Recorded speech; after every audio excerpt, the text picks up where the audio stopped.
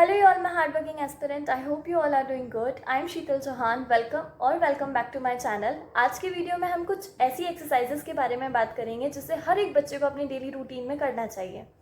अक्सर बच्चों के साथ ऐसा होता है कि जब वो लोग पढ़ाई करने बैठते हैं तो उनका पढ़ाई में मन नहीं लगता और एक लाइन को बार बार पढ़ने पर भी समझ में नहीं आता, चीज़ें याद नहीं होती हैं.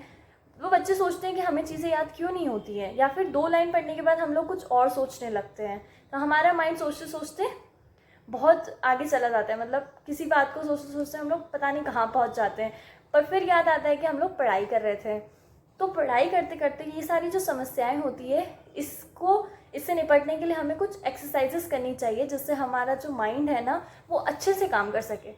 जिस चीज़ को हम लोग सबसे ज़्यादा यूज़ करते हैं, हमारा दिमाग, पढ़ाई के लिए, उसकी एक्सरसाइज बहुत ज़्यादा ज़रूरी है जिसे हम लोग नज़रअंदाज कर देते हैं. तो आज के वीडियो में हम कुछ ऐसी सिंपल एक्सरसाइज के बारे में बात करेंगे जो हर एक बच्चे को अपनी रूटीन में करना चाहिए, डेली रूटीन में करना चाहिए, ताकि हम लोग अच्छे से पढ़ाई कर सकें, कम समय में ज़्यादा प्रोडक्टिव पढ़ाई कर सकें.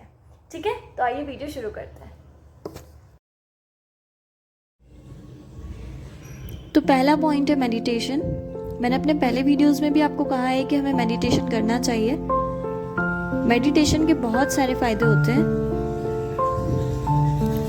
जब मेडिटेशन आप करते हैं ना तब आपको ऑक्सीजन को फील करना होता है. यही एक सही तरीका होता है. जब आप इनहेल करते हैं ऑक्सीजन को तो ऑक्सीजन कहाँ जा रहा है उसको फील करना. माइंड तक अपने ऑक्सीजन को, जब तक माइंड तक ना चले जाए ना ऑक्सीजन, तब तक इनहेल करना. आपको फील होगा कि ऑक्सीजन माइंड तक, दिमाग तक जा रहा है. वही एक सही तरीका होता है मेडिटेशन का. इतनी गहरी सांस लेनी है कि ऑक्सीजन दिमाग तक जाए.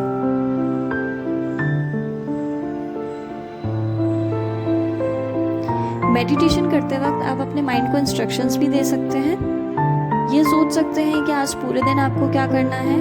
एक लंबा टारगेट सोच सकते हैं कि मुझे 1 महीने में ये चीज़ें करनी है, और माइंड से कहिए कि तुझे करवानी है. अपने आप को इंस्ट्रक्शन दीजिए कि मुझे ये बनना है अपनी लाइफ में. और मैंने आपको पहले भी कहा है कि लॉ ऑफ अट्रैक्शन काम करता है. तो जब हम खुद से बार बार कहेंगे कोई चीज़ कि ये चीज़ होनी चाहिए, तो हम लोग उसके लिए प्रयास करेंगे, उसके लिए काम करेंगे. और जब हम उसके लिए काम करेंगे तो वो चीज़ हमारी लाइफ में होगी. इसीलिए 5 मिनट मेडिटेशन बहुत ज़रूरी है स्टूडेंट्स के लिए. सभी के लिए ज़रूरी होता है पर स्टूडेंट लाइफ में बहुत ज़्यादा ज़रूरी है, क्योंकि हमारे माइंड को थोड़ा सा रिलैक्स होना भी ज़रूरी है. उसके लिए वो इतना काम करता है, पूरे दिन इतनी पढ़ाई करता है, तो उसको हेल्दी रखना हमारी जिम्मेदारी है और हमें मेडिटेशन करना चाहिए.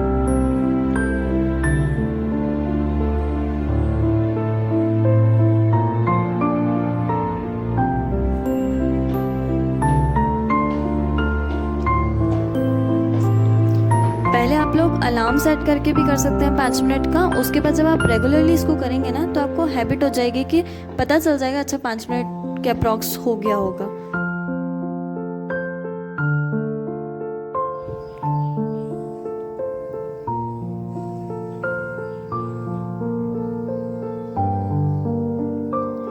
तो दूसरी चीज़ है फिंगर एक्सरसाइज. क्योंकि हमारी फिंगर्स डायरेक्टली माइंड से कनेक्ट होती है, तो जब हम फिंगर की एक्सरसाइज करते हैं तो हमारी माइंड की और ब्रेन की एक्सरसाइज होती है. इस तरह से आपको टिप को प्रेस करना है.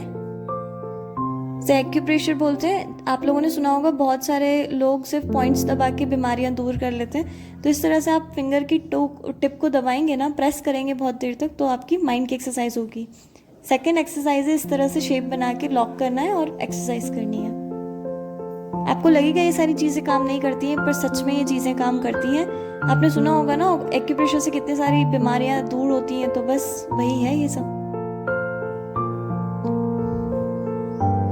थर्ड एक्सरसाइज है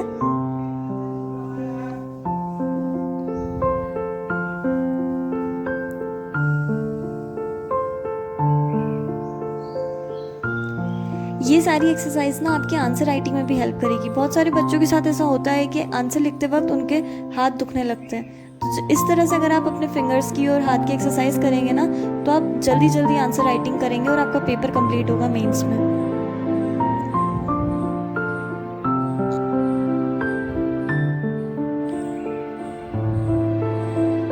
तो इन सारी चीज़ों को छोटा नहीं समझना है और 5 मिनट लगेगा बस, और आपको ये सारी चीज़ें करनी चाहिए। 4th एक्सरसाइज है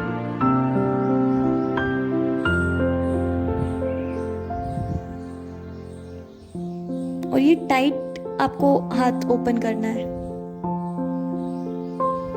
5th और लास्ट एक्सरसाइज है, इस तरह से जॉइन करना है हाथ और ऐसे एक्सरसाइज करना है।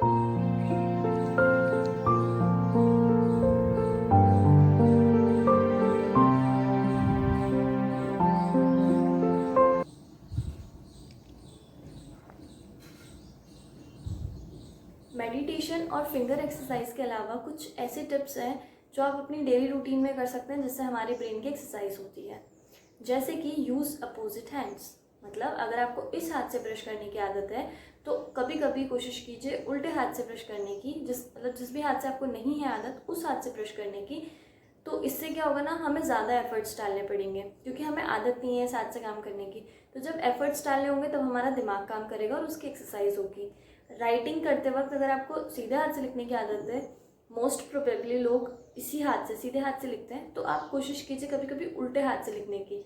मतलब 2-3 मिनट अगर आप ये एक्सरसाइज करते हैं ना, मुझे पता है अक्षर अच्छे नहीं बनेंगे और हमें इस हाथ से लिखना भी नहीं है, कोशिश क्यों करना, पर जब हम एफर्ट्स डालेंगे तो भी हमारे माइंड की एक्सरसाइज होगी।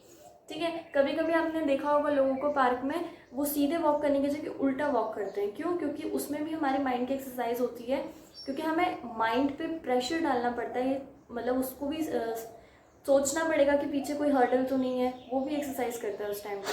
तो जो जिस भी चीज़ की आपको आदत है उससे अपोजिट आप चीज़ें करते हैं, तब आपके माइंड की एक्सरसाइज होती है। हमारा 4th पॉइंट है कनेक्टिंग डॉट्स और रिकॉलिंग डेली एक्टिविटीज़।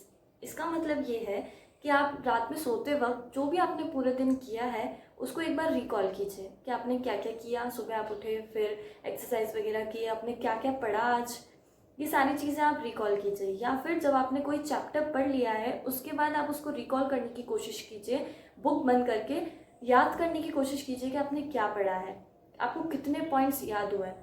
ठीक है, तो बस उसको कनेक्ट करते जाइए। जो भी आपने, अच्छा पहले मैंने ये पढ़ा था, उसके बाद ये पढ़ा, उसके बाद ये पढ़ा। अगर कुछ ईयर्स उसमें मेंशन है, अगर कोई नाम उसमें मेंशन है तो वो याद करने की कोशिश कीजिए। जब हम दिमाग पे प्रेशर डालते हैं, उसको एफर्ट करने पड़ते हैं, उसको कुछ याद करना पड़ता है, तो उसकी एक्सरसाइज होती है। ठीक है, और इससे आपको ये भी एक फ़ायदा होगा कि आपको पता चल जाएगा कि आप इतनी देर से जो पढ़ रहे थे उसमें से आपको कितना याद हुआ है। ठीक है, तो ये भी आप अपने डेली रूटीन में कर सकते हैं। तो 5th पॉइंट है रिलैक्सिंग। इतनी सारी एक्सरसाइज करने के बाद माइंड को थोड़ा सा रिलैक्स करना भी ज़रूरी है, तो उसके लिए आप लाइट म्यूज़िक सुन सकते हैं। शाम के टाइम या फिर मॉर्निंग के टाइम एक्सरसाइज के बाद आप म्यूज़िक सुन सकते हैं।